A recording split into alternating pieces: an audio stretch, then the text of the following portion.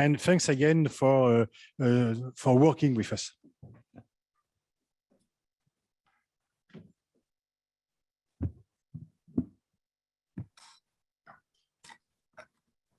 Excellencies, distinguished speakers and panelists, ladies and gentlemen, bonjour à toutes et à tous. It is really with great pleasure that I welcome you here today, together with Iris, to discuss this important topic of safety of journalists. This is a highly prioritized issue for Sweden and something we have placed particular focus on as current chair of the Organization for Security and Cooperation in Europe, the OSCE. The Swedish Minister for Culture and Democracy, Amanda Lind, as Mr. Boniface said, should have been here today. She had to cancel her visit to Paris at the very last moment due to the political situation back in Sweden. And she sends her very best wishes to all of us here for this seminar. I know that we here share the firm belief that freedom of opinion, freedom of expression lie at the heart of every democratic society. And these freedoms are and should be guaranteed by international human rights law. To ensure the fulfillment of these rights and values, we need to work even harder in international fora, such as the EU, the UN, the Council of Europe, and the OSCE. The current Swedish chairpersonship of the OSCE has therefore made human rights, democracy, rule of law, and gender equality key priorities. We've done so in the firm belief that we must address media freedom in the larger context of human rights and comprehensive security, which are areas of immediate concern for all OSCE participating states. As we speak, preparations and negotiations are fully underway for the OSCE Ministerial Conference in Stockholm on the 2nd and 3rd of December. That is next week. We are working hard in our role as chair to ensure that this council can adopt texts on freedom of expression, including the safety of journalists and their particularly vulnerable situation. Democracy and gender equality have since long been cornerstones of Sweden's foreign policy. In 2014, we adopted a feminist foreign policy, ensuring that women and girls enjoy fundamental human rights is an obligation within our international commitments and a prerequisite, of course, to achieving our broader policy goals, peace, security, and sustainable development. These are priorities that we certainly share with France, with whom we have so much in common, with whom we share the same values and the same firm belief in the multilateral system. We are very happy to be able to pursue these priorities, including safety of journalists, with France bilaterally, multilaterally, but also within the framework of the upcoming EU presidency trio, when France, the Czech Republic, and Sweden, in that order, will chair the Council of the European Union in the coming 3 semesters. Thank you.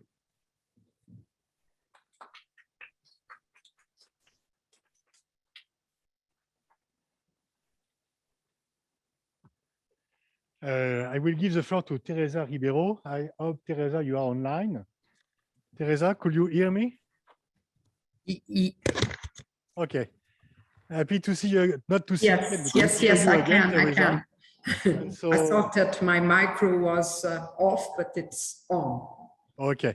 The floor is yours, Teresa. Thank you very much. Thank you. It's really a pleasure to be here today with you. I would like, of course, to start by thanking the French Institute for International and Strategic Affairs and the Embassy of Sweden in France for addressing the far-reaching problem caused by online attacks against female journalists. Let me also use this opportunity to thank Sweden for having placed freedom of expression and media freedom high on its agenda throughout their chairpersonship in office of the OSCE. The title of this event ends with a question mark, but there is no doubt about this. The ongoing massive scale gender-based attacks online are indeed an affront to plurality, media freedom, and democracy. The intense, fierce, and around-the-clock intimidation and harassment online against women journalists is daunting and it's appalling. For most women journalists around the world, online harassment has become a daily hazard to their profession, one that directly threatens their ability to do their jobs. It not only violates human rights to freedom of expression, but also creates a substantial brain drain from media production, resulting in fewer perspectives in the media and fewer voices to be heard. So yes, media pluralism is diminished, harming as democracy. This targets women, journalists, and all others who speak out in the public space, such as female politicians. There are many reasons why we need to stand up against this kind of gender-based threats and attacks. It's not only an assault on human dignity, as well as mental and physical health, but the spread of online harassment also play an important role in shaping our worldview, and with it, our behavior, our perceptions of social relations and interaction. At the same time, the online harassment is also a reflection of a broader issue of gender inequality in our societies. This is why that to stand up against this kind of gender-based threats and attacks, to understand the problem and to be able to address it, we need a whole of society approach, mobilizing a wide range of actors, but also an approach that really look into the different policies in place that negatively impact gender balance in general. Therefore, gender-based attack against journalists are both an expression of violence against women and a specific form of disinformation aimed at undermining the reputation and trust in journalists. Improving the online safety for women journalists is a responsibility for all, not the least for governments that have a special obligation to take rapid and effective measures to prevent, investigate, prosecute and punish attacks, as well as threats, intimidation, and harassment. The participating states of the Organization for Security and Cooperation in Europe, OSCE, have recognized the problem caused by online harassment and abuse for media freedom and for democracy, including when they adopted a ministerial council decision on safety of journalists 3 years ago. In this landmark decision, all OSCE participating states express concern over the increased targeted campaigns undermining the work of journalists and over the distinct risks faced by women journalists in relation to their work online as well as offline. They underline the importance to ensure safety for journalists. Unfortunately, in some cases, it's exactly government officials, civil servants, and politicians that directly and indirectly contribute to a culture of violence against women journalists online. Let me give you an example. A month ago, at a masterclass on safety of journalists online, jointly arranged by the International Press Institute and my office, a colleague of Daphne Caruana Galizia, the Maltese investigative journalist who was murdered in 2017 for doing her work, gave a grim illustration of the links between online and offline violence.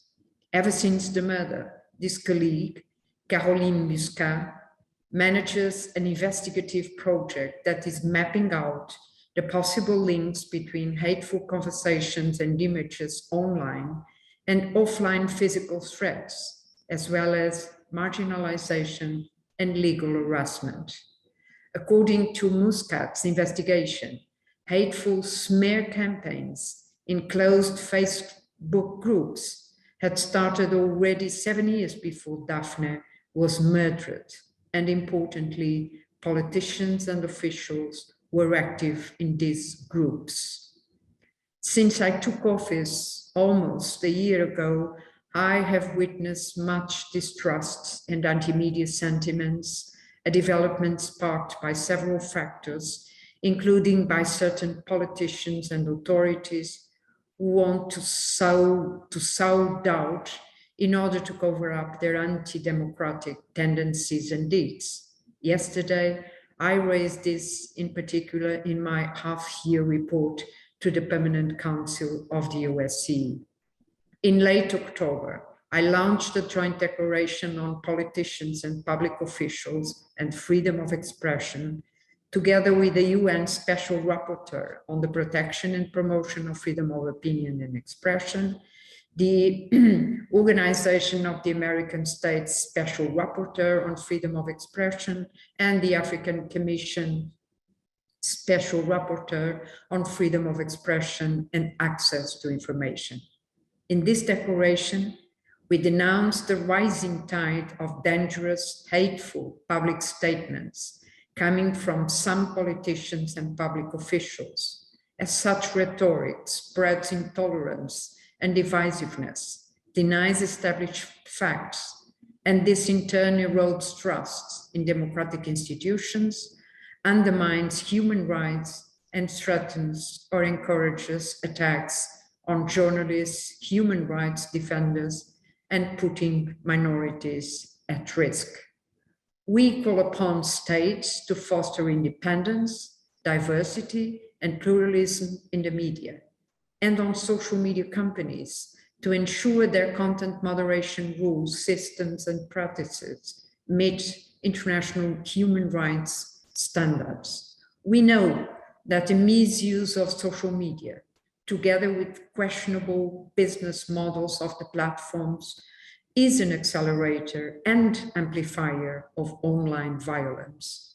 Allow me to reiterate, online attacks against journalists are not a problem simply for women journalists. It's a problem for all of society. It should be addressed systematically by state, private, and civil actors side by side.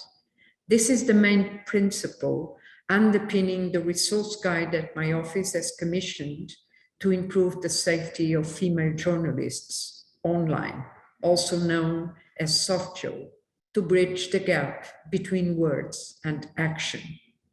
As the SOFJO resource guide offers best practices and concrete proposals, it serves as a library of concrete measures to take, and it gives important suggestions to highly relevant state actors, to media companies, to internet intermediaries, and to civil society actors.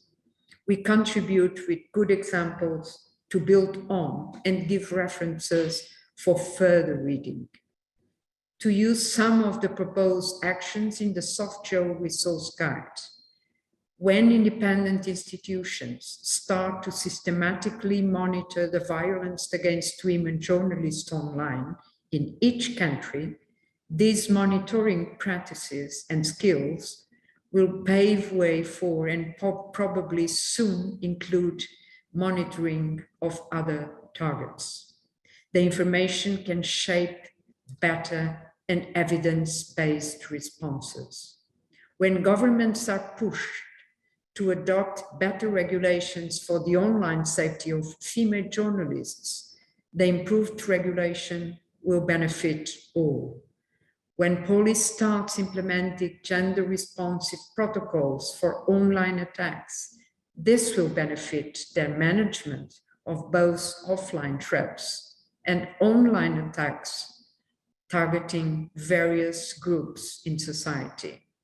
When media outlets start recognizing that online harassment of female journalists is a big problem, and that actually male colleagues at work are among the perpetrators, and if the media houses take effective measures, this will benefit offline work as well. Throughout this year, I have encountered great interest among many stakeholders. For instance, during the regional conferences we organized in Central Asia and Southeast Europe, but also on many other occasions to work with them in order to create a safer environment for women journalists. I find this attention heartening, and it strengthens my determination that we need to continue our work on this important topic. Thank you.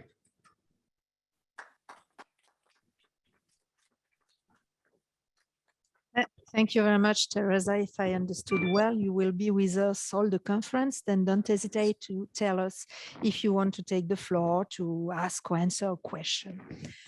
Well, we have the pleasure to have today Henri Verdier. Henri Verdier, you are ambassador pour le numérique en France. I don't know if we say in English French digital ambassador. Okay, Okay, fantastic. Then you have the floor now. Thank you. Good afternoon.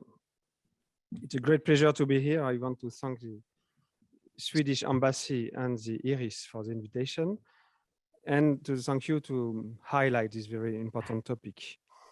I will be brief because then we listen to the real debate. But as an ambassador for digital affairs and trying to protect the freedom of internet, digital freedom, etc., as a former ancient tech guy, I started my first company in 1995.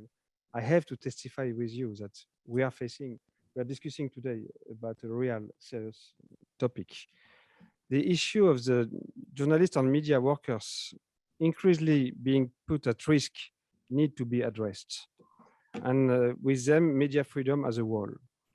Journalists that work online and that are directly in contact with the plurality of voices are not immune to threat, harassment, and violence. Enable a safe environment for journalists is imperative. Online harassment and abuse to targeted journalists not only undermines their right to freedom of expression, but had broader ramifications for access to a diversity of views and information in society. When journalists have to self-censor themselves, the fundamental right to freedom of information is under attack. And without women being able to report freely and safely, media pluralism cannot prevail. And as I say, as ambassador for digital affairs, I must recognize that this issue has become very topical with the emergence of social networks. And here I would like to make a small but important clarification, because we hear more and more that the problem came with the internet. So I want to be very clear. The problem is not the internet, it is social networks.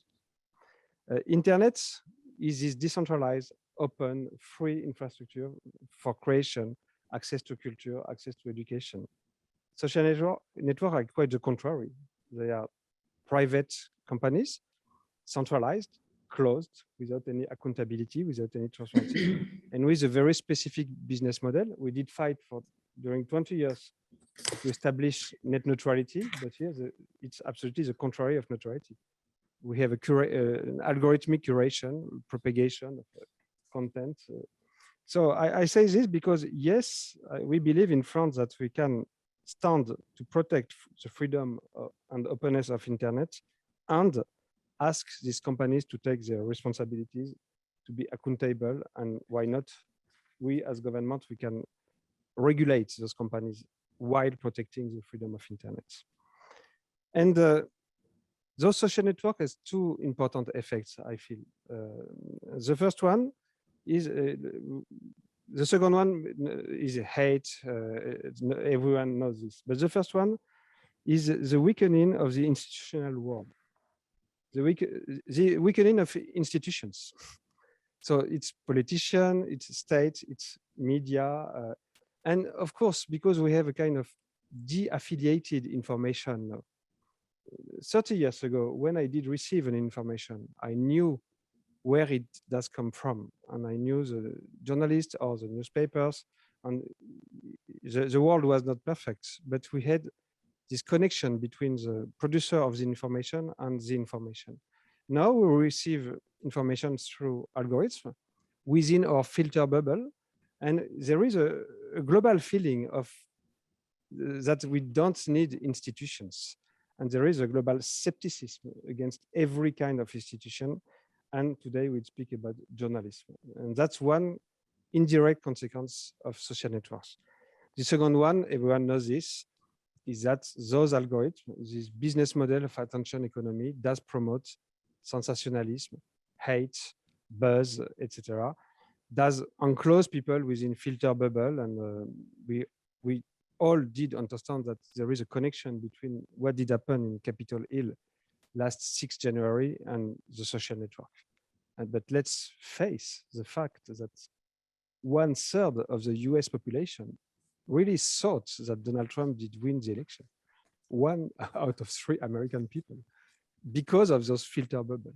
So of course, these two tracks converge to undermine the position of women journalists, because there is a global skepticism against journalism, and there is a hate against women. And we have to address these facts. I cannot read my paper because I have a mic between me and the paper. So yes, France is deeply concerned by the fact that women are the target of online violence, especially women with voices, like female journalists and politicians. Of course, male journalists are also harassed online. But when women are our targets, online harassment quickly descends into sexualized hate or threats. Also, many face multiple and intersecting forms of discrimination as gender-based violence, including due to race, religion, or belief, ethnicity, sexual orientation, or gender identity. So we have a very specific issue, and that was a great idea to make this conference about this today. So I just want to enumerate very quickly the fact that we did France, Europe, all together take first measure, and that's important. First, you may know that French lawmakers have tightened online bullying laws. So French law now punishes the so-called phenomenon of mob mentality, meaning when several people harass the same person together. So we did create a specific crime because you can have 100 not so bad allegation, but 100 the same day can be very impactful. Doxing also. Now in the French law, the fact of publicly revealing private personal information in the manifest intention to harm someone is also a crime. We have to recognize that the French teacher, Mr. Samuel Paty, was murdered because of this kind of behavior, because someone went online and say, this guy, this blaspheme, is not a real teacher, my daughter, blah, blah. And the video became viral and the teacher was murdered because of the manifest intention of targeting him. We try to make the national integration of the Code of Conduct on countering illegal hate speech online, edicted by the European Commission in 2016. And we feel to have first positive results. I want to share with you that the Digital Service Act will be a very important milestone here, because we are preparing in Europe, and maybe we'll adopt this during the French presidency of EU, but that's not the goal. The goal is we are trying to build a compliance duty for the companies and to make them accountable in front of independent authorities with a real audit power. So here we will be able to ask questions to those companies. We are also advocating for the safety of journalists within the international community, as, for example, as an active member of the Media Freedom Coalition. Here we commend the adoption by consensus of the resolution for the safety of journalists at the last UN General Assembly. We will speak more than me, but we are strong supporters of the Forum Information on Democracy, launched by Reporters Without Borders. And I could enumerate some other smaller initiatives I want, because we also have to recognize that we need to, first, you work in international relations, you know how to listen an ambassador. I didn't mention any specific action, especially about women journalists. We hope that while protecting women and journalists, we'll fix this issue, but maybe we'll say that that's not enough. And then obviously we have the same level of threat, so we have to continue the effort and to make it better. I will conclude just by saying that we did listen to Teresa Ribeiro. We would like to particularly underline the OSCE Representative of Freedom of the Media dedicated work.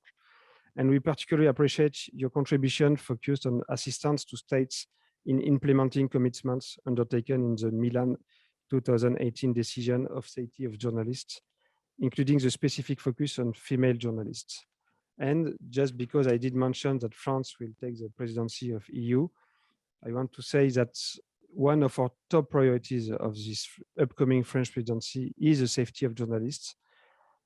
France, who is already co-chairing the group of friends on safety of journalists, will continue to promote protection of women journalists, both offline and online, and to provide resources to both states and civil society to help raise awareness about this topic. Thank you very much. Thank you. Thank you very much, Ambassador. We have noted that you are not digital, but the Ambassador for Digital Affairs. And as you will stay most of the conference with us. Don't hesitate if you want to take the floor to ask or answer a question. We will watch now a video, a recorded video from Audrey Azoulay, UNESCO Director General.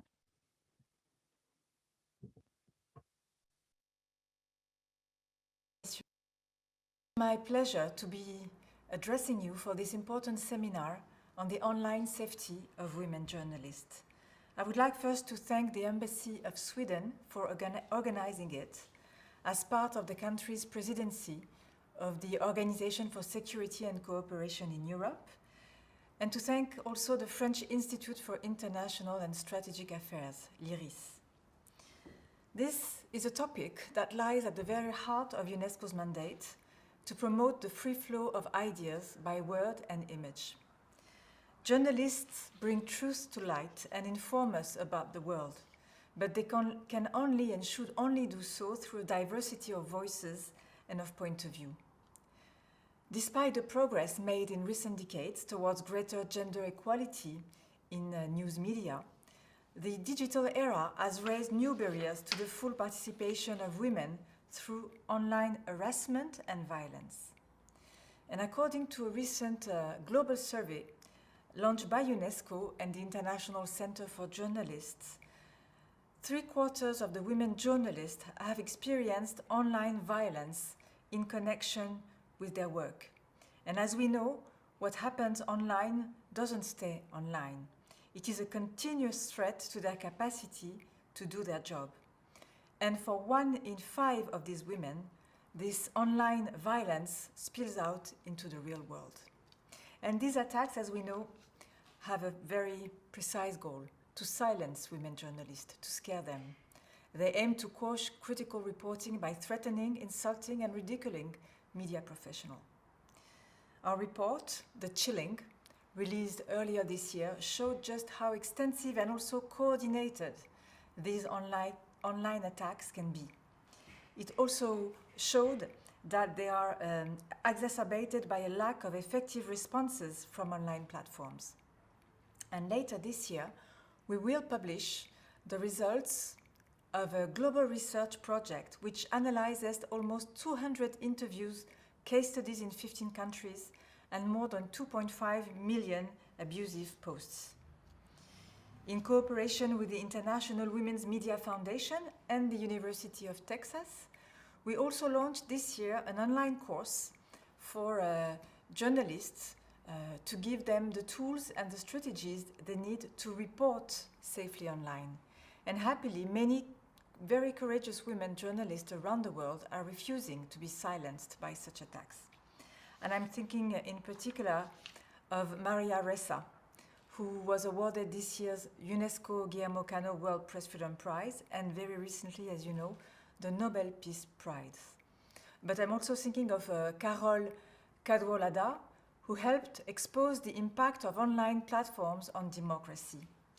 And both of these women have shared their horrific personal experiences to enrich our research in order to find concrete solutions for governments, for media and online platforms, to ensure that other voices are not snuffed out.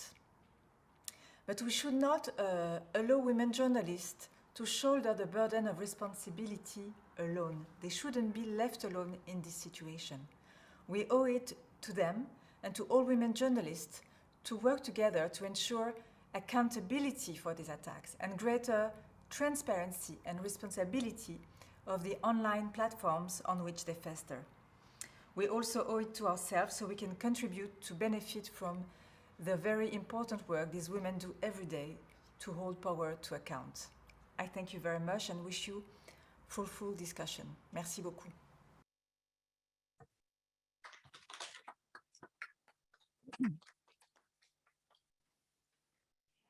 Dear friends and colleagues, ladies and gentlemen, it's not the time to open our panel. We have all heard of this woman journalist victim of physical violence, sometimes even murder, but we know less about the harassment, threats, and violence to which these women journalists are often subjected doing their job, investigating about scandal and polemics. And to discuss about that, to exchange about that, we have today the chance and the pleasure to welcome Pauline Adés-Mével. You are editors-in-chief at Reporters Without Borders. Guy Berger, you are director, strategies and policies, communication and information at the UNESCO. And Carole Cadwalladr, you are a reporter and feature writer, for The Observer and The Guardian. Yeah. Dear speakers, thank you very much for agreeing to join us to discuss such a serious but also essential subject. I will first let the floor to you, Pauline. Perhaps you can draw up an inventory of this violence. What are online attacks concretely? What do they represent in the daily life of journalists and female journalists? Do they affect women journalists more than men? And if so, why? Thank you, Sylvie. Thank you to all for having me. I'm very glad to be able to speak to you and to raise these important topics, especially on the 26th of November, a day after we celebrated yesterday the Day Against Violence Against Women. It's very important that this topic is also discussed throughout the year.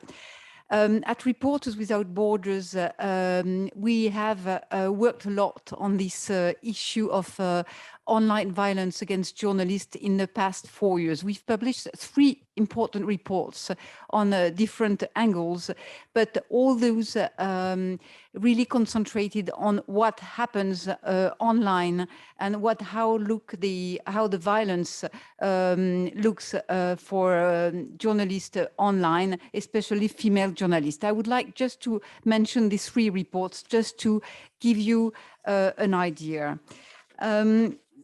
What's the problem? Today, the violence online is considered for us as the biggest threat to journalism. We've published in 2021 a survey. We have questioned our correspondent and the team of journalists we work with throughout the world in 34 countries. And we watched the sexism toll on journalism. And in this survey, which reveals the extent of the danger of sexist and sexual violence for women journalists, we found that the impact on journalism was absolutely enormous, some being led to abandon journalism, some thinking of quitting journalism. Before that, 2 years ago, we published another survey, another report called Women's Rights, Forbidden Subject. What is important, and even though it shed light on the difficulty for journalists, both men and women, to shed light on forbidden subjects such as the right of women, we noticed that not only female journalists, but also male journalists face a very high level of violence when they raise these issues. So they are considered as supporting these topics and attacked online as well. This is very important. It's not only women, but also the topic of women's rights also leads to such a violence. Just before that, in 2017, we had also published a report on online harassment and explaining how the trolls attack journalists. It's important to mention their strategy, and it also will probably help us to find solution that we can discuss during this conference. So it's the major threat to journalism today. It really concerns everyone, and there is no continent. It's online. Some countries are particularly targeted, but journalists throughout the world, even though they are in Finland, which is ranked very well, very high in our index each year, from the Philippines, from Brazil, from the US, from Asia, of course, everywhere, female journalists are concerned with these attacks. RSF has analyzed the modus operandi of the press freedom predators online, how they orchestrate their online attacks against journalists. And there are three main stages that are important. The journalist content on social networks is drowned in a flood of fake news and pro-government content most of the time. The impact of pro-government content, because it's often the case, is artificially enhanced by commentators who are paid by some governments to post messages on social networks, or by bots, computer programs that automatically generate some posts. So it's an industry. It's a very, very powerful industry. And of course, the intimidation. Journalists are personally targeted, insulted and threatened in order to discredit them and reduce them to silence. Women in particular are attacked, and their family as well. A lot of journalists have mentioned that not only they were targeted, but their family and their daughters threatened with rapes or threatened with murders. This is extremely important because they know where to attack female journalists, and they consider that their relatives is a main target, which is the case. So these reports were published, but these are not the only one. We listen to Mrs. Teresa Ribeiro, who spent with her team a lot of time working on this issue.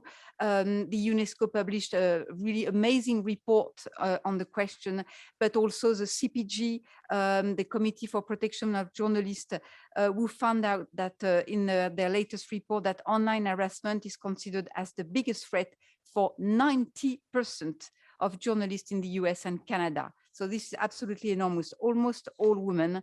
And also the I1AMF, the International Women Media Foundation, who consider that 1/3 of female journalists envision leaving the profession because of these online attacks. So in view of all this phenomenon, I think it is very important that we can listen to a testimony. Carole Cadwalladr is one of the main targets of these networks, these trolls, and has been extremely courageous in recent years, not only facing these attacks, but also witnessing. It helps a lot of journalists to listen to her testimony. So if I may, I'll pass the floor. Thank you very much. You underline that everywhere in the world, journalists and female journalists are concerned by that kind of violence, and not only female journalists, but women are particularly exposed. And I will remember the number you quoted. That's 1 to 3 journalists, female journalists, leave their jobs because of violence and online violence. That's really, really enormous. It seems to be so enormous. And I will remember also that it is a business, the business of fake news and violence, but people suffered for that violence, and it can continue. And I will let the floor to Carole, because Carole, as British journalist, you have received numerous awards for your investigative work on connection with Facebook Cambridge Analytica scandal. And you became the target, as it was remembered by Pauline, the target of a malign, misogynistic disinformation campaign of online violence. Can you explain us and tell us your story, please? I will try. Thank you so much for having me. And thank you. These amazing global organizations sort of paying attention to this subject is very exciting for me. And so it does actually feel very significant that things are changing. And it's been personally very important to me, actually. I think I think it's Teresa said that, you know, one of the things about this is that it's not just about journalists. It's that I think this is the really crucial thing to remember, is that journalists essentially are kind of information workers at the front line. It's like our medium is information. We deal with information. We spend all of our days on these social media platforms. So in that sense, we are the kind of first targets of it. But I think more and more you see that actually it's women across, anybody who sort of speaks out in public life basically has this, but it has particularized manifestations if you are a woman. But I mean, I sort of through the pandemic have seen scientists who I know and doctors I know attacked in the same way. So I think it's sort of, I think this attention to the subject. Anyway, thank you so much. And it was very interesting. I got handed a copy of this earlier. I don't know if you've seen it, but it's this amazing report which UNESCO commissioned and Julie Passetti, an academic, did into this entire subject. And I just flicked it open earlier and I just sort of, I found, so Julie took me as one of her case studies. And just even seeing the words on the page actually were quite significant, because it was until I think Julie did this interview with me, and I actually don't think I'd realized quite sort of for how long in so many different ways that in the different manifestations of this harassment and all of the different forms it had taken. And I think when you're in it, I think a lot of journalists will tell you it's a sort of like, it's a bit like the frog boiling. You don't really notice it's in that, you know, you're dealing with so many other struggles and difficulties, and it's another struggle and difficulty. And it sort of, it just keeps on happening. And I think particularly when I started out in this investigation, we knew much, much less about disinformation. I mean, the investigation was into disinformation. And so I've sort of, I feel like I've sort of grown up with the subject in that way.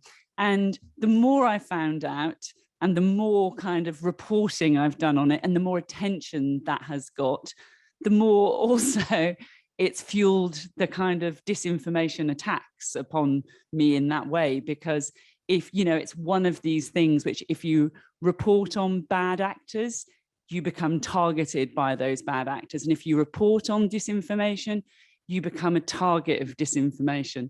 And so it's been this sort of spiraling thing which happened, I think. And so I think that's why, certainly on a personal level, having all of this put down in a really official report by a really official body, by UNESCO, was, you know, a sort of, you know, I think a sort of very significant landmark in this. And I suppose just back into sort of what happened particularly with me. I mean, I think one of the key things which happened, I guess, which was that you know, my reporting, it was evidence-based news reporting published in a mainstream media outlets. But because the subjects that I was reporting across in Britain, it wasn't just Facebook and Cambridge Analytica, it was also Brexit.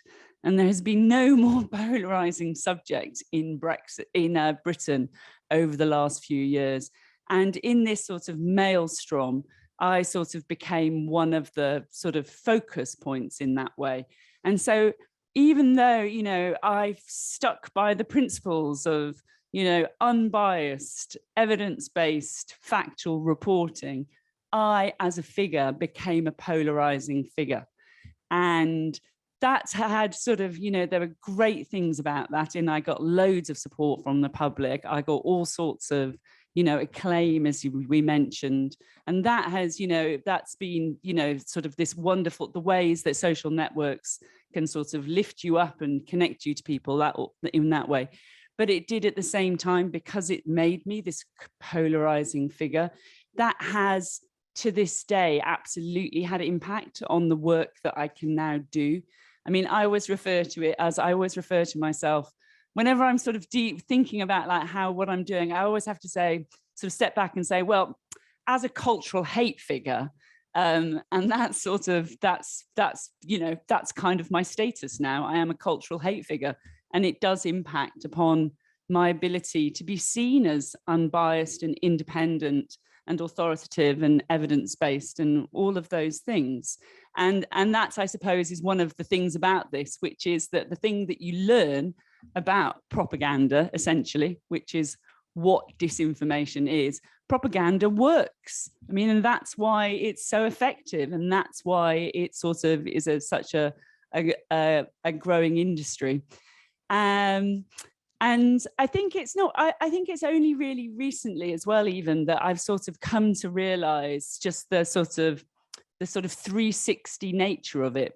Because one of the things which I'm dealing with at the moment, and has been really difficult, has been a major preoccupation for my last sort of 2 years, is the fact that I'm being sued by one of the subjects of my reporting. And it's quite an interesting case, because I'm being sued for giving a talk, essentially like this. I'm outside, so once I'm writing in the newspaper, I have the protections of the newspaper.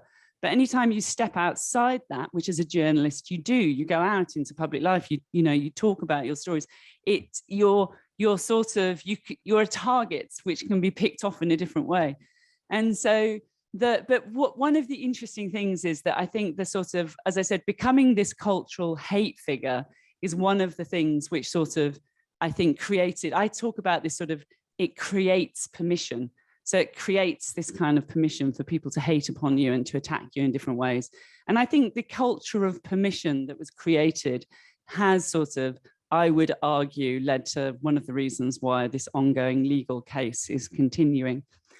And then it's sort of circular, because one of the things about it is that whenever anything happens in my legal case, whenever there's a new ruling or a new hearing or whatever, it's amazing to watch, because you can see this disinformation network in action. So what happens is that there'll be a ruling in my legal case, and the ruling, they'll be tipped off straight away. There's a right-wing blog in Britain, political blog, and they will write a very distorted version of it in that blog. And then from there, it moves into the more mainstream right-wing British press, the Spectator, there's another one. So that they sort of pick that up.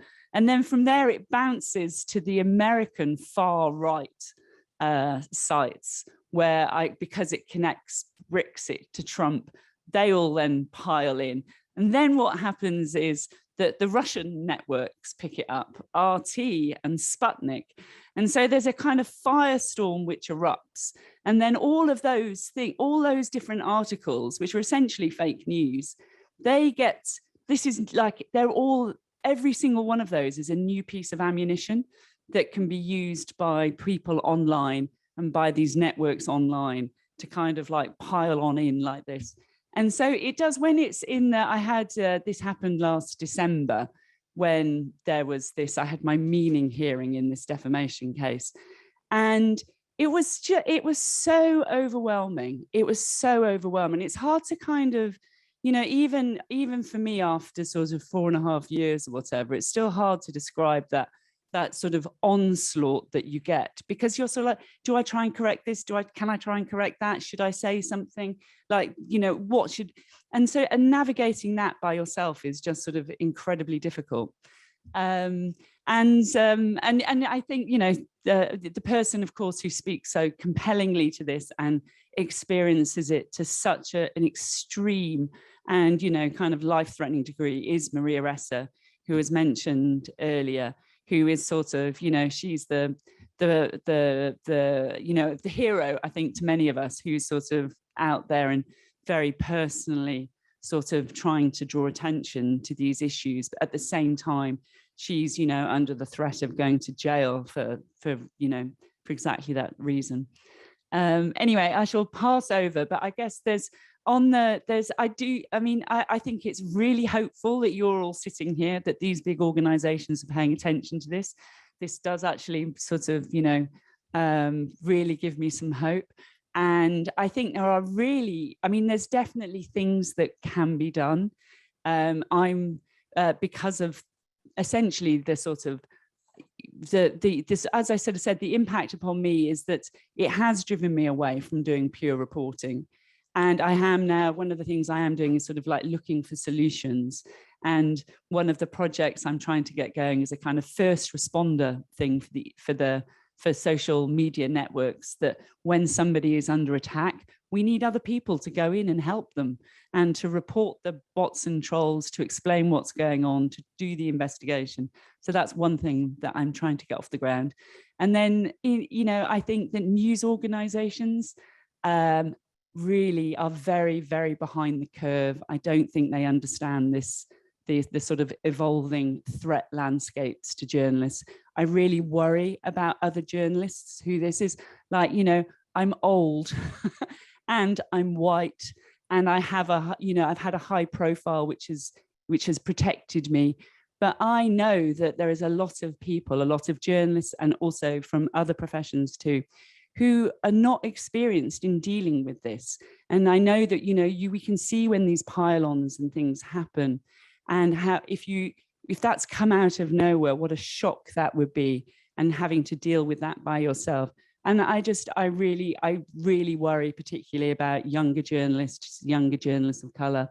I think they're really at risk. I think they're exposed. I don't think news organizations are realizing that and doing enough. And yeah, I guess internally within the Guardian Observer, I've been trying to raise this alarm bell around this.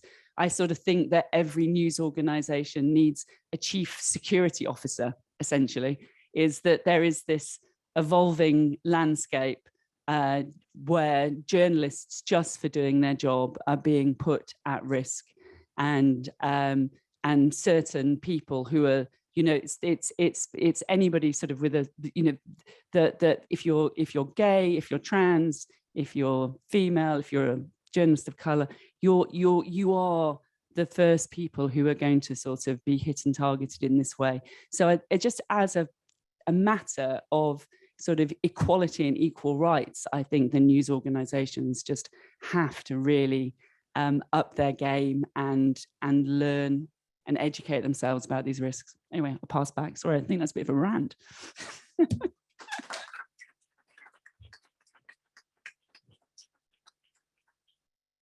Thank you very much, Carole, for your testimony. I really admire the way you can explain us your experience. That was a difficult one. You are so quiet. I would like to be so quiet, explaining what happened to me, if it would have been so difficult. I think, Pauline, you would like to add something. Yes, thank you very much. It's a very impressive description, and thank you, Carole, because it also raises the awareness of everyone to listen to you. It's just a quick word. Mrs. Ribeiro mentioned the case of Daphne Caruana Galizia, and we were all shocked in 2017 when the Maltese journalist was assassinated. But Caroline Muscat, the other Maltese journalist with continuing Daphne's job is also under threat, under permanent threat, and has been for the past 4 years. That's true. It's just a quick word, because Daphne, when she was the target online and offline, because sometimes and often it goes together, we had spotted her case at Reporters Without Borders and had tried to reach her and try to understand why she was targeted like this and why she was the subject of so much violence. And we ended up meeting her son, a journalist, Matthew Caranagalizia, a few months before she died, and explained to me what was happening in the field, how she was attacked in the street, harassed, but also judicially harassed. There were a number of libel procedures against her, but also all the action online, the action offline, of course, the fire into their house, the dog killed a few times, etc. And so at Reporters Without Borders at the time, we were under shock. We realized that this was completely abnormal. And Carole mentioned the fact of the frog boiling. I think it is important. These journalists get used to this violence. And I can tell you, it was really amazing that Matthew Caranagalizia at the time was discovering that that was not normal. And I kept telling him that this violence that she was submitted to was just unseen everywhere. We were in an EU country, but then I think it is very important to help journalists to understand and realize that this violence should be condemned and stopped, and to request for help. Daphne was assassinated 3 or 4 months after this conversation. I witnessed in the public investigation, public inquiry in Malta, to tell that the government that was suing Daphne could have prevented the murder. Thanks a lot. And you seem to suggest that the issue of our debate is also to understand and to discuss what has been done against that and what has to be done in the future against that kind of violence. Then I think it's time for you, Guy, to intervene, as you are the director for policies and strategies regarding communication and information at the UNESCO, and you were previously director for freedom of expression and media development. Can you tell us more about the involvement and the role of UNESCO to protect media pluralism and freedom, journalists and female journalists against online violence? Sure. Merci Sylvie. Bonjour à tous. Merci à la Suède and merci Iris. Yes, these convergent attacks that Ambassador was mentioning. I'm pleased to say today to draw to your attention this new publication, Journalists 2. It says, les femmes journalistes prennent la parole, recueil de témoignages sur l'expérience du harcèlement. This is a publication in partnership of UNESCO and the Special Rapporteur for Freedom of Expression, Irene Khan. This is what she says. Maybe I'll ask my colleague Teresa here to read it, because the people at the back, you may be like me and you cannot see a long distance. Please read it, Teresa, loud.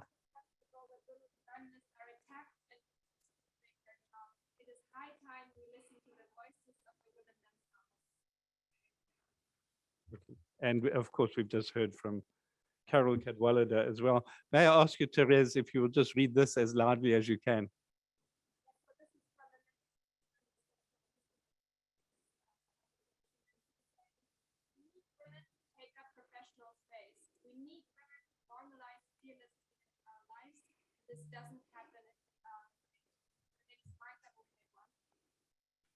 Thank you, thank you. So these testimonies from these women journalists, we are publicizing at UNESCO in these 16 days to combat violence against women. And it's part of the work that we did with this report that Carole mentioned, and it's part of the work we are doing with groups like OSCE, groups like Article 19, RSF, on the safety of journalists. One point that I really want to talk about is a point that is in another UNESCO report, threats that silence. threats, that's silence. This report, of course, you can find online. And the point that I want to highlight from this is this question of impunity. We heard about Daphne Caruana Galizia. Her case is not resolved. In Europe, a case is not resolved. Where is the rule of law in a case like that? This report shows 9 of 10 journalists who are killed, their cases are not resolved. So it means people can kill a journalist and nothing will happen to you. So this is part of the problem, because when a journalist is killed and nothing happens, the message to society is, you are a woman, keep quiet because there's no protection for you. Only the most patriarchal leaders would support this idea that women should keep quiet. But most normal people, surely we cannot accept failure of justice for killings, which is the ultimate censorship. But now I want to come to a different aspect of impunity, which we don't always recognize. Impunity online. Ambassador, I think this will be of interest to you, digital ambassador, digital affairs ambassador. Maria Ressa, she said, the trolls have taken over the internet because the gatekeepers let them in. The trolls took over the internet because the gatekeepers let them in. The gatekeepers let them in, and we know the gatekeepers even said, here's the throne, go sit there, we will point people to you. We saw this. More than 60% of people who joined white extremist groups on Facebook were recommended to go there by the algorithms. Now, Maria Ressa is completely right. The gatekeepers have let them in, and the gatekeepers allow them to do what they want to do. The gatekeepers give them impunity. So you have impunity by states are tolerating, and impunity by the companies. Now, the companies actually should be following what is called in the UN the Ruggie principles, principles for business and human rights. And what this means is that the companies should be promoting human rights. They should be respecting human rights, protecting human rights, and punishing perpetrators in the realm of their codes of conduct and stuff. Let me elaborate a little bit on that very quickly. Promote. We know that they're promoting the wrong things. Sometimes they're promoting World Health Organization information, very good, but they are not promoting free, independent journalism and journalists, women journalists, whereas they could do. These are policy decisions. So promote, respect. The companies, according to the research we did in this chilling report, and there will be a much more extended report early next year, the companies do not take seriously when women complain. They do not respect, and that's a problem. They put the onus back on the women journalists to try and protect themselves. They're not respecting women journalists' rights. Protection. Very recently, one of the companies said, well, they will try to create a special mechanism to pay attention to this. Late and not enough. They really need a hotline there that women journalists in particular, but all journalists can complain. And they need to analyze building threats. It was mentioned earlier, the storming of the Capitol, January the 6th. It came to light that the media companies, the social media companies, they knew this was coming. They saw you have Stop the Steal and bring your weapons, we are going to Washington, and you put them together. Stop the Steal is not illegal. Bring your weapons to Washington, put them together. The companies had this data and they did nothing. So the same with women journalists, they need to be developing algorithms to monitor as things are building, because one thing that this book showed is that this is networked, it's organized, it incites. It's not just random individuals who join in, they are the result of sock puppets who are orchestrated to organize this thing. So the companies really, it's very easy when it's organized to be able to identify this. So protection they need to do. And the last thing, punishment. They need to give a remedy. They need to punish these perpetrators. They have a lot of powers. They demonetize, number one. They can demote, number two. And number three, they can deplatform. Are they doing it? Women journalists tell us they do not get satisfaction from these companies. And here's the interesting thing about this impunity online. The evidence is there. When a journalist is killed in real world, it's the most terrible crime. It's sometimes difficult to get the evidence because it's two men on a motorbike and they're gone. Online, the evidence of attacks on people's rights, it's all there, even on the social messaging, WhatsApp, so on, because there's metadata that can be linked to IP addresses. The evidence is there. It's, in a way, low-hanging fruit to combat impunity online. You don't have to go looking for the evidence. And the companies can get this evidence, they can use it themselves to give some remedy to those who are victims, and they can collaborate with governments to provide this so that law and order can also take its own action. Because of course, if you deplatform somebody, that's not the end. If they have been threatening to rape your children or whatever the other terrible violence they threaten, that is not legal. And they need to have legal action against them, and the police should be investigating. So this is the last thing I want to say. We need to put up a big lobby for the media companies to take seriously this issue, as Carole said, but for the internet companies to do much, much more than they are doing. They have to end impunity. It's in their power to do so. They have the evidence to do so, and they have to find a way that the internet, sorry, due respect, not the internet broadly, the social media space becomes a safe space for everybody, and particularly for women journalists who are in the public eye, who are bringing unique information that's adding to information as a public good in an environment where, as was said, we're being drowned out by so much hate, rubbish, lies, disinformation, and nice entertainment, very nice, good, but we also need the products of women journalists to be circulating, and nowadays circulation online is number one. Thank you.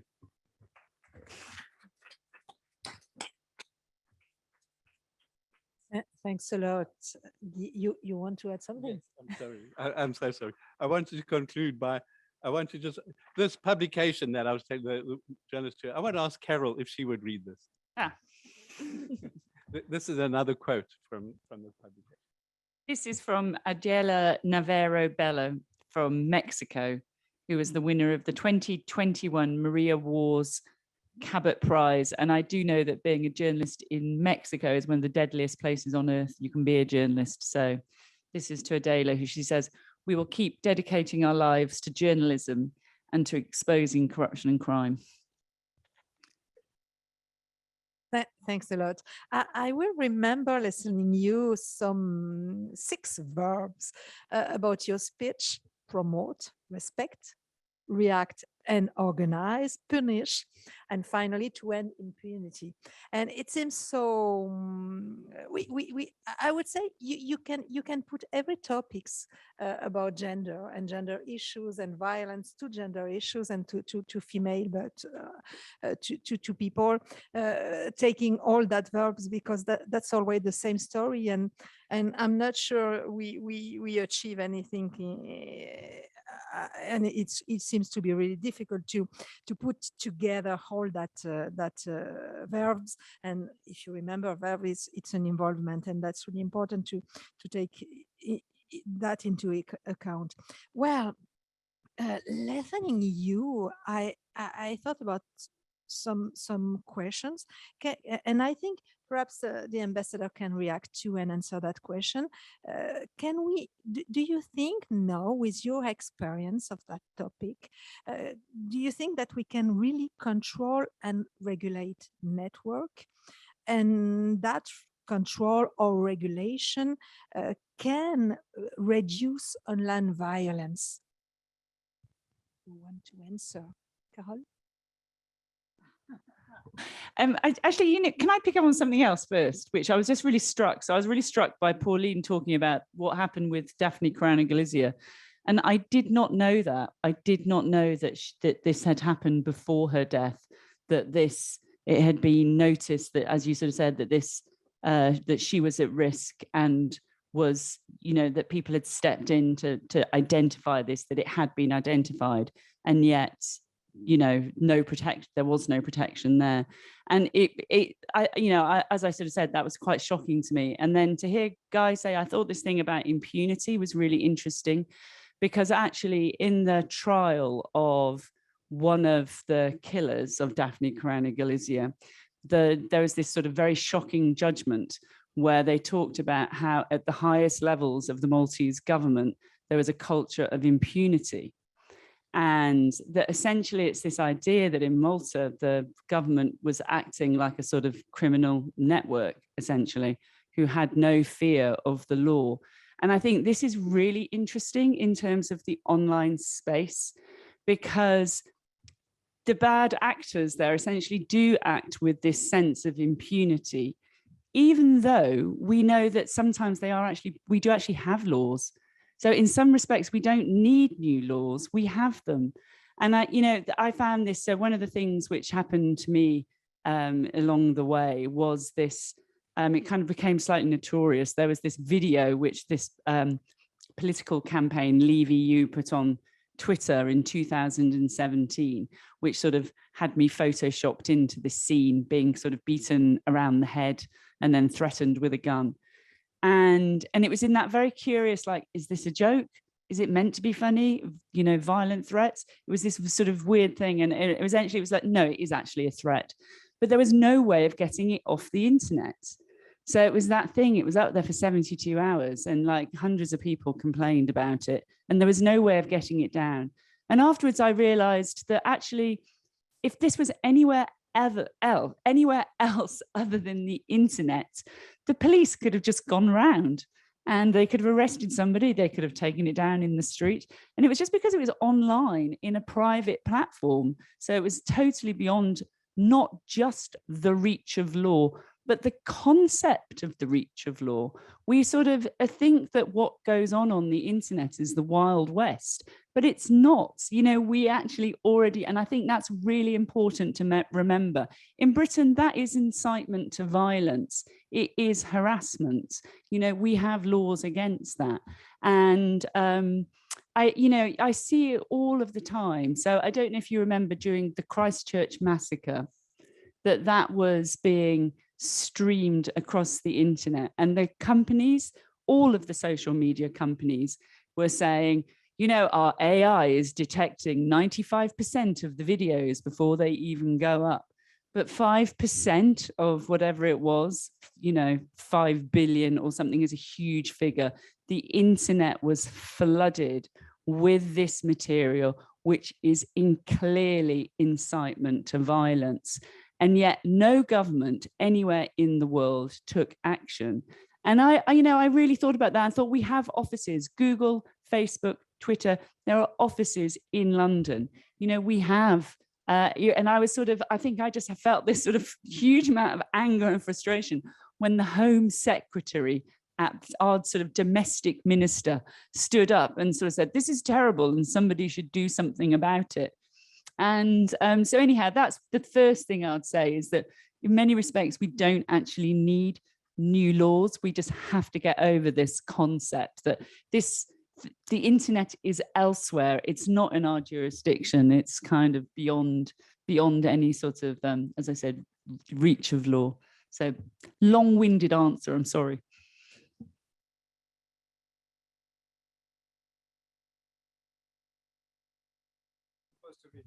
But first, I have to say that after the Christchurch call, we did something, because I was a negotiator of the Christchurch call.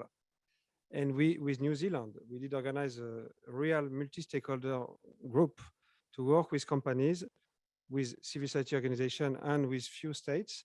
And then we did design the processes to remove those content with respect of the rule of law, because that's another issue. And we did prove that it's possible to remove those content in less than one hour. And then we did pass the European regulation. And now in Europe, those content has to be removed in less than 1 hour. And we did organize a reform of that's a bit technical, but there is an organization between companies to avoid the republication of the content. Because the ugly, the awful thing after Christchurch, that there were, the week after Christchurch, 1 million attempts to repost this video by I don't know how many people, but completely. Some of them were terrorist, far-right extremists, but most of them were gamers or uneducated people who wanted to share this impressive video. So 1 million, one every 15 seconds.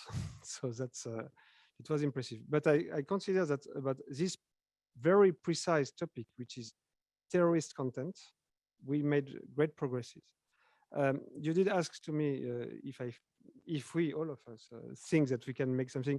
Yes, frankly speaking, I think that we can fix this issue. And that, as I did mention, the most important, during this meeting, I'm very comfortable, but the most important is to find democratic ways, to find rules of law approaches. But we are speaking about this today, but of course, and just two ideas. First, if you consider the long story of media, we did have such periods like this one. In France, during l'affaire Dreyfus, the media were quite worse than the social media today. In fact, the exception were the 40 years before World War II until the end of the century, because we had very few TV in Europe, and they tried to converge to consensus. And then we had more TVs in the US at the same time. Ronald Reagan did suppress the fairness doctrine. So that's a very important point. And then the escalation to radicalization started at the end of the last millennium. So we had to face such issues. We did find solutions. And Facebook, social networks are very recent. Facebook was invented in 2004. At the beginning, they did pretend to be neutral, like hosting services. We didn't. That's why I said, let's separate internet and social network. Because they said we are just hosting services. That's internet. We cannot do nothing. But in fact, no, they are companies built on internet, and we can define regulation for those companies. So thank you for that. I maybe just one more question for you. We have said yet that this is a sort of business, and there is a lot of money in that networks and in that fake news, etc. Then are you confident that one day we can really control all that violence, not only violence on female journalists, but also violence on men and female journalists, and violence on people, politicians, etc., etc. Yeah, I don't know. Maybe. A lot of people have those ideas. Violence is very ancient, but first, personally, that's very personal. That's not as an ambassador. I consider that the humanity make progresses. So I hope that we will, especially in our countries. Because we have to face also the fact that democracy regress everywhere. So, but first, humanity make progresses, and then here, let's fix the first issue. The first issue is that here we have algorithms that promote hate. So let's fix this first, and then we'll see. Maybe without those algorithms, with traditional approaches like education, like social control, like everything, like journalists saying what you're saying is stupid, I have evidences, etc. First, let's fix this first issue, and then I don't know. But here, that's stupid. We have algorithms that on purpose, intentionally promote fake news, hate speech, because of a business model. So here we can make something quite quickly. Maybe it will take a few years, because the DSA, just to mention this, I did mention the DSA. The DSA will open a compliance system, but then every year we'll ask questions. The companies will have to answer. We'll say we don't agree. So we need some years to find a solution. But that's probably the best way, because we as government, we cannot invent better algorithms. the companies has to invent the algorithm. So we have to keep the pressure on you, the civil society, the journalists, everyone, and they have to find a solution. Thank you very much. That is also a business for some politicians. You wanted to react, I think, Pauline. Yes, thank you for mentioning all these points regarding the Digital Service Act. You're totally right, and I think there is an opportunity for Europe. It's a unique regulation for the EU, but to just pave the way of the regulation of these platforms, a unique opportunity that France will be able to lead from January 1st with the EU presidency. A unique opportunity for regulation that is absolutely needed. Carole mentioned the fact that the rules are here, but they need to be implemented. But all together in Europe, at first, it's very important. And regarding the responses, because it's important to raise these problems, but it's also very important to respond. I think if I can just list a few of them that we've spotted, I think it will probably give a little hope. There are ways of trying to reduce this violence online. And we published a set of recommendations for media just to make space for stories and investigative reports about women's rights. So it doesn't have to be on special days like the 8th of March, but all year long. It is very important, but also, of course, minority and other topics. Provide journalists with training that we provide at Reporters Without Borders. Create also what Carole sort of mentioned, but the emergency mechanism. People attack need to be able to call someone. They are under stress and they need help. So anything that looks like an emergency mechanism, emergency response is important also, and this could be done by some newsroom. And also maybe for women attacked or those who start to be attacked, a trusted person to address at first, because it can grow fast, but in the beginning they are not aware of what can happen. For government and authorities to implement, to reinforce the obligation of online platforms, so not the internet, but online platforms, to safeguard the right of their users to freedom of expression, etc. Promote the education in digital security, create safeguards for better protection, etc. And for platforms to develop public awareness and communication campaigns. If platforms communicate more on online violence and what should be forbidden, it will probably also help. I mean, there are a lot of possible ways of responding to this, but if everyone participates, and I mean, some also basic responses, have someone to speak to. Thank you very much. Teresa, you raise your hand and I suppose you would like to intervene. That's your turn. Thank you very much. You know, it's very interesting, the discussion that it's going on. I'm really following with great interest.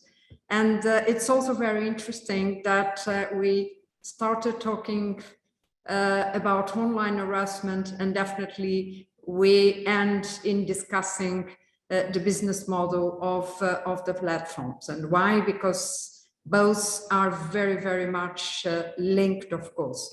I just wanted to point it out that this, of course, is a very important discussion, and we really need to take action.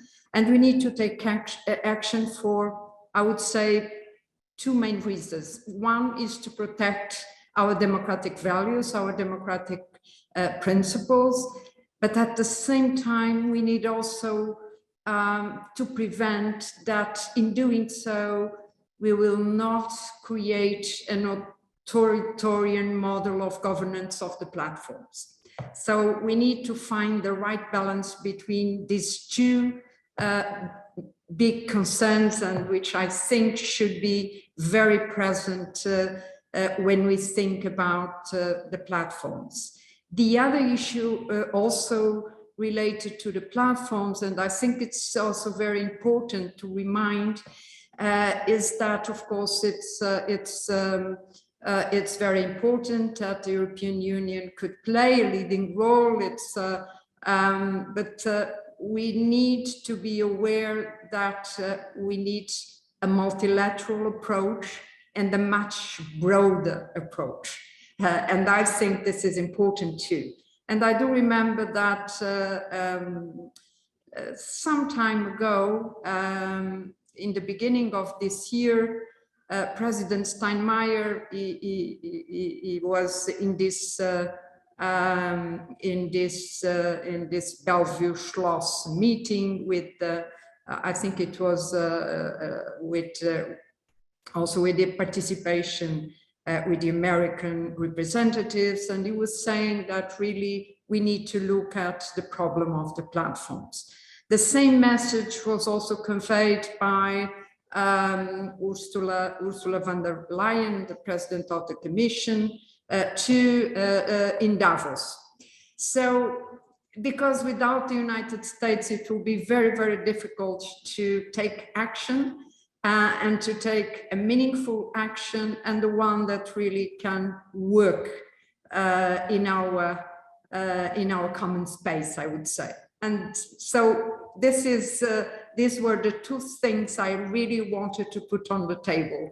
First of all, we need multilateralism, and second, we need to try to find the right balance between protection of democracy and prevention of authoritarian models of governance. That's the two reminds that I would like to leave on the table. Thank you very much. Thank you, Teresa. May I ask you one more question? Yes, what has been done in the US, and what is the US position, the US administration position about that violence and that online violence against feminists? I don't see. Yes, of course, they are concerned because it exists also a lot of violence against journalists, not only online, but offline. So, of course, this is a matter of concern. At the same time, the problem of the structural failures of the business model of the platforms is really creating a divisiveness in society that is a very, very dangerous one, of course. And this is a problem, and this is there. So I would say that this is a broader issue everywhere, and also in the US, of course. And at the same time, for them, regarding the First Amendment, maybe it's more difficult to find solutions. But there are some signs that it could a bipartisan consensus could, in a way, be found, at least to look at what is now as regulation of the platforms, social media platforms. Not talking about internet, of course, and I fully agree with Ambassador. Let's not mix everything. So let's see. But I think it's very important that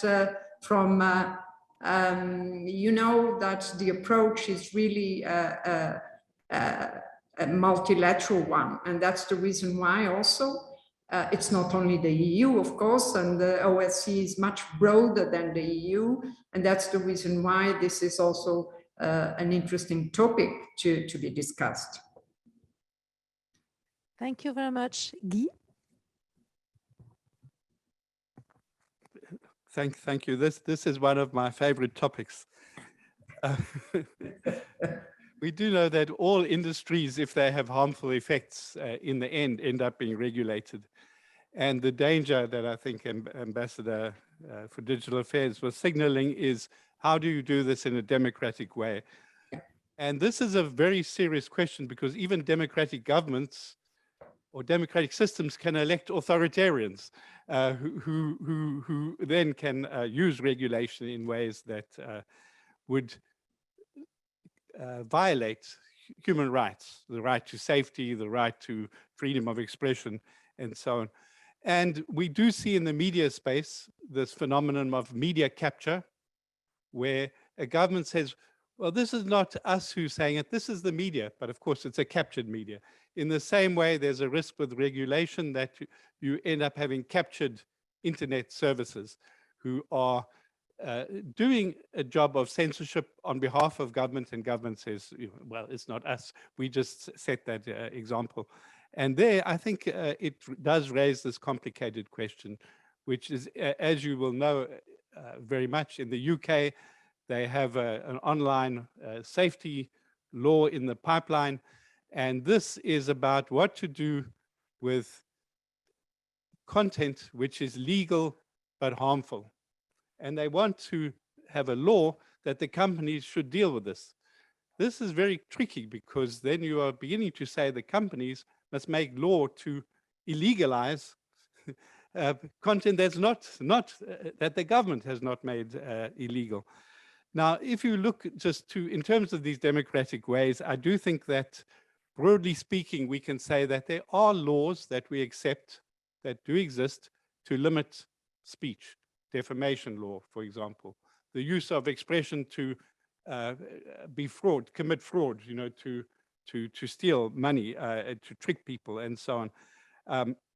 So in terms of those kinds of the regulation of speech, I think one can say there's not necessarily a need for more laws. You can just try and enforce those. There are lots of other things, though, that can make the internet companies behave better, to think of more than just making money. One, of course, is the power of the companies. And of course, this whole thing, whether they are monopolies and whether they should be broken. There is also a question of data portability. And if you can legislate on that, because if people can port their data, it makes the companies a bit more responsive to the needs of the public. And the interoperability of systems, which is another area. Then you have the possibility to regulate for a duty of care, that they should do human rights impact assessments and they should report on them. Then you can regulate for transparency in all different levels, transparency of their own research instead of it being leaked, as we saw now with the Facebook case. And lastly, privacy. You can regulate for privacy. All of this can really produce better results without actually interfering with the risks of extra regulation for content. And let me just say something now on this, conclude quickly now. I think the other thing that's so important for everybody here is not simply the question of regulation, because regulation takes a long time, especially in the US, as you can see, to pass laws is very difficult. Public opinion is so important. Public opinion is probably going to impact on the tech companies even more than the threat of maybe being broken up in 10 years' time. And public opinion is so important because at the moment, most of these attacks on women journalists are criminal attacks. They are crimes under the law, and these internet companies should not be party to being silent accomplices to these crimes. And public opinion can change that. Then when you come to other kinds of content that I think we would be concerned about, which are legal but harmful. If you take, for example, content that on these social networks is promoting anorexia. This is not an attack on women journalists, not a crime to post something that is about anorexia and that you are anorexic and you're proud of it. But it's harmful. We agree it's harmful. Again, it's public opinion that would deal with this, that public opinion should make the internet companies ashamed that they are not limiting that content, even if that content is legal. But whether you want to make a law to force them to say, Nobody may post that they're anorexic because this could be inciting. That is getting into dangerous territory. So I think we need to look at structural things that impact on the behaviors of the companies and look at public opinion rather than look for more content regulation. Because when you're looking for content regulation, you're in a very dangerous space for freedom of expression. Thank you. It's time to take questions from the room, but before that, I would like to ask you the question we had on from people listening us from the video, considering that violence against female journalists is also perpetrated by journalists working for media outlets defending gender equality. What media news consumers can leverage to make a change, not fuel this situation? Who would like to answer that question? Perhaps you, Pauline? Well, I'm not sure I have the response. I think we have had some cases in France where male journalists started online violence against female journalists. They were sacked for that, punished. It should be the same everywhere. There has been some huge changes in the past 5-10 years. The mentality have changed, and what happened in France would not happen today, or would be legally punished and flagged immediately. I speak as a teacher also. I also teach journalism, but I think I always raise the point to all my students that anything that happens online, I mean offline of course, but online also should be mentioned, and that there are ways of punishing this. So I think since we have a part of our audience is also a young generation, and they are facing these kind of problems, it's important to probably just reaffirm that this should not happen. This is to be punished, and this should be shared and said, and don't keep it for yourself, and just because there is way to punish. Otherwise, that's the story of the frog. You get used to it. Shall I just briefly? There's something that just sort of occurred in that way, which is that I do think collectively there's just more that all of us can do, and I think actually one of the things that you said, Guy, there, which was interesting, which is that public opinion actually is one of the most powerful things out there, and that does bring change. And I think one of the things that I've been really kind of felt a bit of optimism about is that for the last sort of 5 years, one of the things I've said repeatedly about one of the most depressing aspects of doing my reporting is this thing about how online misogyny is just accepted, is totally normal, and it's not called out. And I really see that in the sorts of the pools that I operate in, is that if there was a journalist being racist, other journalists would call it out. And when is it anti-Semitism, I see that being called out. And misogyny is just, it's not even seen as a thing.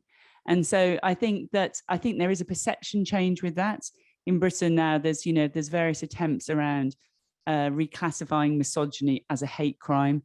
There's been attempts online around misogyny being protected in that way. So I do think, I don't know, I mean, I go out half the time, I'm out there battling the platforms and demanding that they do more, and hoping for regulation. But it's too slow. And this is all happening in real time. I think it's really pernicious when we see the way that the social media platforms suck up to these authoritarians around the world. We see this conflation of power. So somewhere like India, for example, where they're in a symbiotic relationship, the social media companies and the authoritarian government. And so I really, the most powerful sort of agent of change we have on any of this stuff is basically you. And so yes, so I really do think it has to come from the sort of us finding these red lines and saying this is not acceptable and this is where we need to see change. And actually one of the first things is we have to be that, so it sounds like a terrible, like political, like US politician running for office, but we do actually have to be that change first before we can expect it from the platforms. In the question, you have also the idea, what can we do as readers, consumers of media, of social networks to change the situation and to reduce that violence? Yeah, so again, like one of the biggest instigators, and Julie has it very much in her report, is that it's not the bots, you know, the anonymous bots you have to fear. They are part of the ecosystem. But, you know, the biggest kind of inciters of it are the blue ticked accounts of public figures. It's like when they signal something, that is when you get the kind of like pile on. It creates permission. So part of that is that it is incumbent upon us to like behave better online. It's that thing of this. It's seen as, you know, sort of political discourse has got that sort of, you know, cut and thrust. And, you know, and I believe in that, but it's doing it in a way which it doesn't incite a pile on. And I have had experiences where I try and explain. So, you know, I find it very interesting amongst my peer group in that way. So like, because one of the things that you can do really actively is if you see somebody being attacked online, you can just go in and sort of offer support and you can signal it. There are different things and you can call out, like I say, is that when it's public figures who are doing the inciting, you can call that out. And I just try and do it a bit on, you know, because it's difficult because everybody should be open. You know, there's one thing, of course, it's fair enough to criticize anybody, but it does in certain circumstances with people is that it just opens the floodgates to either like misogynistic or kind of these sort of violent attacks or racist remarks or whatever. So again, I do think it's part of, and I very much include myself in this, of trying to be mindful about the ways that we treat others and just try and show solidarity. Like when you see it happening, call it out, signal it. A friend of mine always says, I've had this situation many times where I'm like, oh, like something's happened, and like, do I react? Do I respond? Do I say something? And the advice is very interesting. Like, so if this ever happens to you, and like, because it happens to academics a lot, for example, they're often targeted. So this is something that you might see amongst is that if you speak to a corporate PR person, so your institution or something, and you'll say, what do I do? There's this pile-on going on. Should I respond?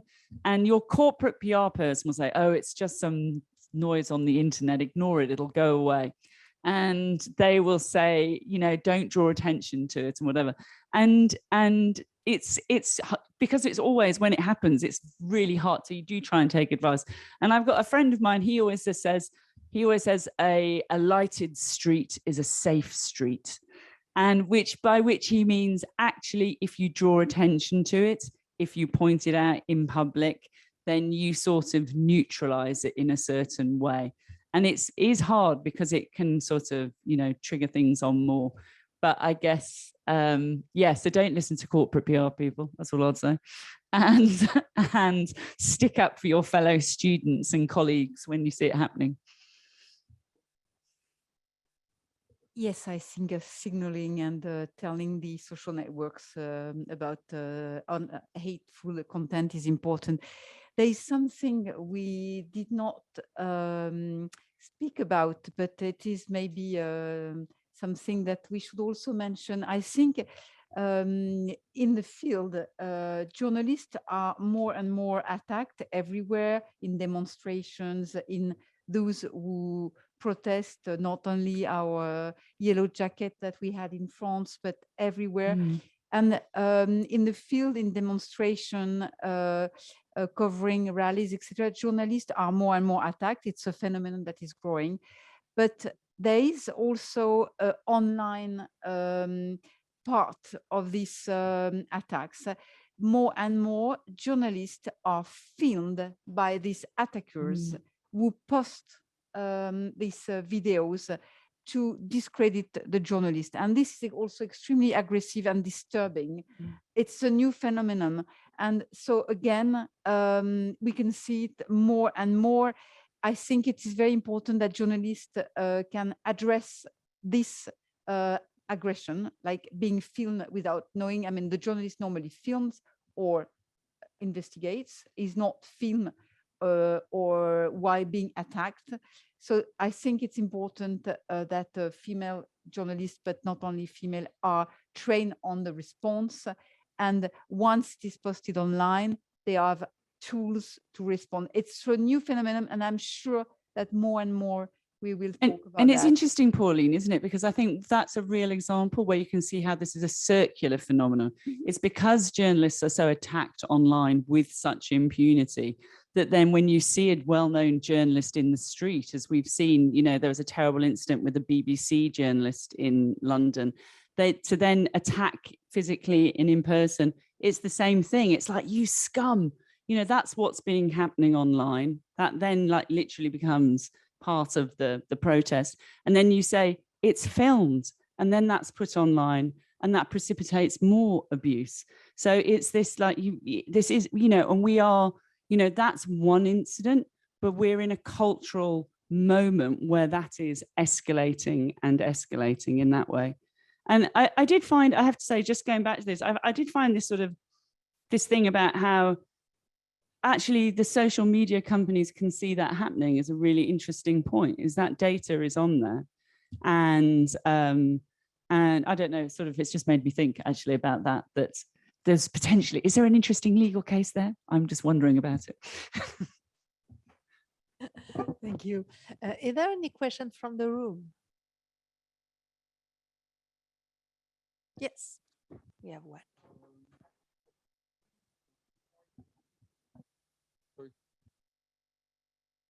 Thank you. I had a question regarding impunity. So we are working for RSF on the question of impunity of the crimes against journalists, offline and online as well. The question was, we said earlier that we had the tools to fight against that, proofs exist even more in online crimes. So why do the states are running away from their responsibilities? Why it's still impunity so common?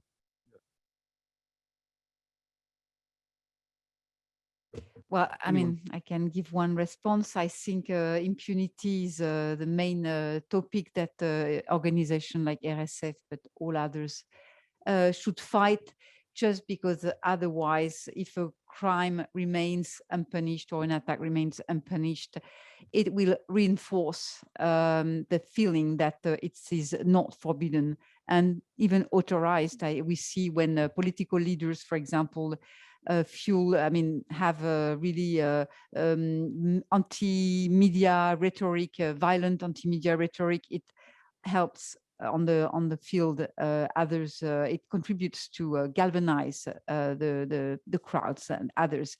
Regarding impunity, the responsibility of the state is essential. Like talking to the Mexican authorities and have them make them responsible what's happening. Mexico is the deadliest country in the world for journalists right now. It's a country at peace.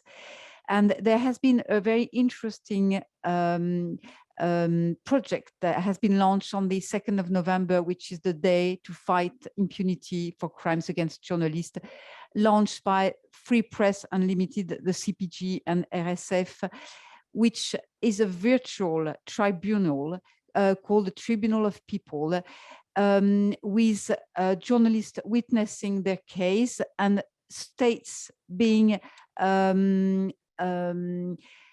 considered states and cases of journalists which remained unpunished being studied. People talking it's a virtual tribunal because the state won't be judged and there won't be any penalty, etc. But they can respond, they can come to this virtual tribunal of people. And it contributes to raise awareness on the fact that murders cannot remain unpunished, like Daphne, that fighting against impunity can lead to justice. We really hope we'll get to justice and obtain full justice in the case. And in the FPU has started this tribunal of people and will give the floor to the country if they want to speak. Otherwise, some will explain how the state could have responded, how in Mexico, in Syria, and in Sri Lanka, the 3 countries concerned for this first year of the tribunal, the countries could have responded. This contributes a lot to make people aware of the fact that killing a journalist or attacking a journalist is not normal. Of course, attacking someone is not normal, but journalists are sometimes exposed by covering stories more. So there are initiatives like this one. And I mean, it's one of our main fight at Reporters Without Borders, and asking also for the creation of a position of representative for the security of journalists beside the UN Secretary General of the Antonio Guterres, just to be able to alert and when there is a problem, have someone to refer to.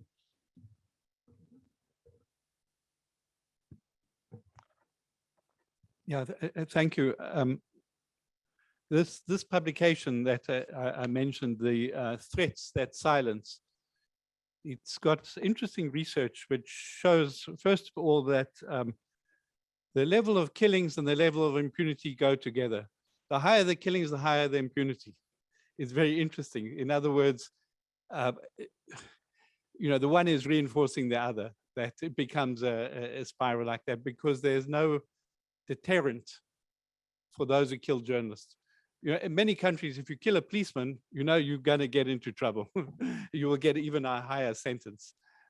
For journalists, you know, that is the problem. But what's also interesting in this research here, it shows that many countries have problems with rule of law, justice. So there's impunity for all reported crimes, very high. But interestingly, this thing of impunity for journalists is not part of that trend. So, you know, in one country, there may be, you know, impunity for murders broadly, but it's higher for journalists. So this is very interesting because it tells you something about, you know, journalists, the lack of political will to investigate with journalists.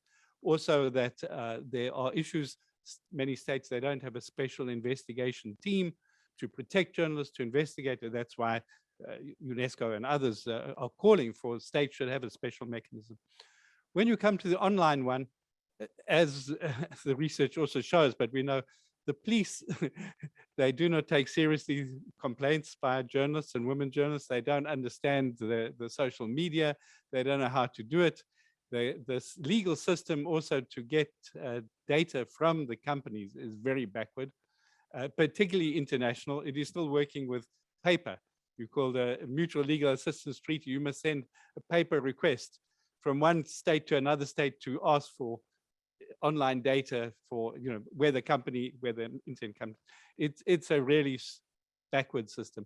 So to tackle this online, for the role of the state, they have to really improve capacity. The role of the companies, well, they have the technology and they have the money. It's not so difficult for them to do stuff, even if the states are behind in terms of combating impunity. In other words, imposing consequences on those who abuse these platforms to, you know, violate the rights of women journalists. Thank you very much. Teresa, you still have your hands up. Would you like to speak or did you forget to put it down? No, I just wanted, you know, as we are approaching the end, the closing of our session, I just wanted to reaffirm that I'm very, very much committed to safety of journalists, that safety of journalists, it's high in my priorities, is my first priority.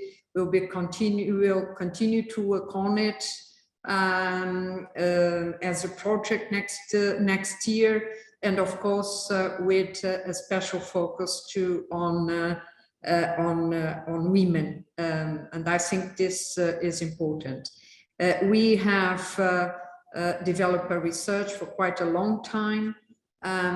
We established this soft jaw resource guide where we identify a series of 10 different kinds of stakeholders, and we propose 40 actions to be taken and assigned to each of these stakeholders. So we all need to join forces around the issue of safety of journalists, definitely, and at different levels, in different institutions. But really, this is a fight that we need to keep in our priorities, as we need the journalists more and more, and especially in a world that is so full of disinformation, fake news, misinformation. We need fact-checked information, accurate information, which is one of the most important contributions to democracy. Thank you very much. Thank you very much, Teresa.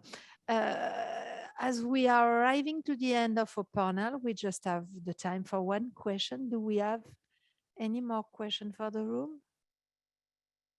Yes.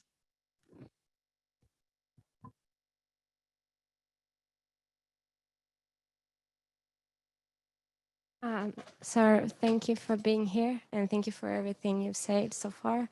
I just wanted to know, as we've been talking about impunity and women killings and laws that already exist, so how can you explain that women journalists killings aren't solved, and why aren't there existing laws mentioned aren't enforced? Actually,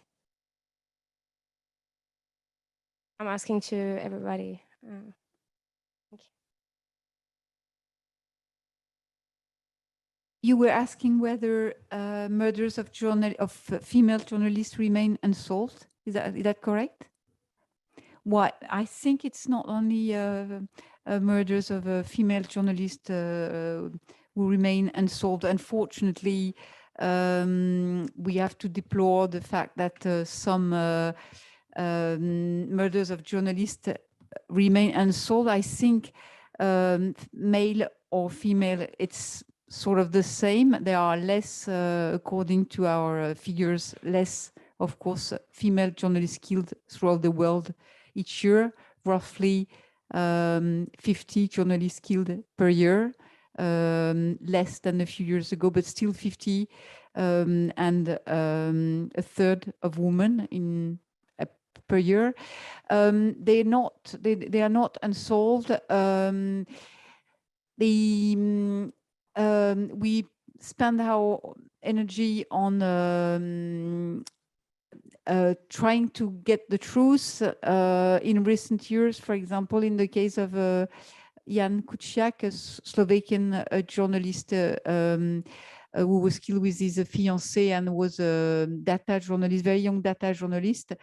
Even though there were some trials and a political change because there was a total reshuffle after the murder, the truth is still not known 4 years after the murder, and we continue to fight so that the mastermind is tried and punished and completely identified, which is not the case yet.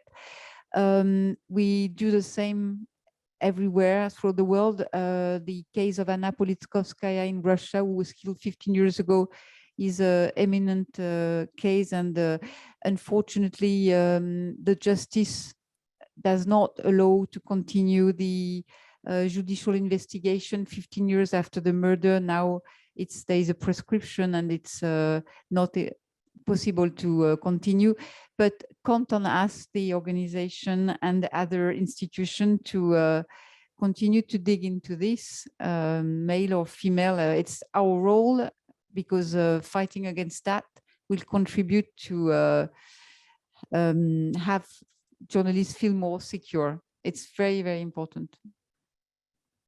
Thank you. Ambassador Åkesson, you have the heavy task to conclude our debate. Thanks a lot. Thank you very much, and I'll be brief. And first of all, of course, many thanks to the speakers, Madame Ribeiro, Ambassador, and to our panel, and to the audience, both here and online. We have 150 people following us online too. Thank you so much for not only a useful discussion, but also a very important discussion. Free debate, scrutiny of all power bases in society, and accountability of the political system are all necessary for thriving democracies. We should never, ever accept any of the attacks that take place over the world on independent journalists and other media workers. On the contrary, and as has been said here, it's our responsibility as politicians, civil servants, citizens, to work for accountability of all such attacks. They constitute a threat to democracy, and they violate human rights. As we've discussed here today, women journalists are subject to sexualized threats and violence, not only because they are journalists, but specifically because they are women and journalists. This is a disgrace, which we all have a responsibility to react to and fight against. Sweden has an action plan in defense for free speech. Initiatives have been taken to ensure that attacks on journalists, whether online or offline, receive the necessary attention by the police and the prosecutors' offices. Points of contact have been set up for targeted journalists. And we are also currently looking into the possible need for stronger criminal law protection for journalists. The mandate of the OSCE Representative on Freedom of the Media, Teresa Ribeiro, is unique, and the value of this institution cannot be overstated. Many thanks, Mrs. Ribeiro, for the excellent work you do and for your interventions today. I'm proud that Sweden can help financially with projects aimed at mapping, preventing, and combating the vulnerability of female journalists on the internet. For example, through the excellent project, Safety of Female Journalists Online. We need to take every opportunity to share practice and discuss how we make change happen. Cooperation is crucial in this regard, and this was also stated many times today. Democracy is something we need to fight for every day. And access to information, scrutiny, debate are all crucial parts, of course, of our functioning democracy. And we need to speed up our work, as has been underlined many times today. So again, a very warm thanks to all of you for the engagement you have shown. Discussions like these, where experience are shared and basic values are underlined, help us to focus on what's really important and remind us of the responsibility we all share for free speech. So thank you very much once again.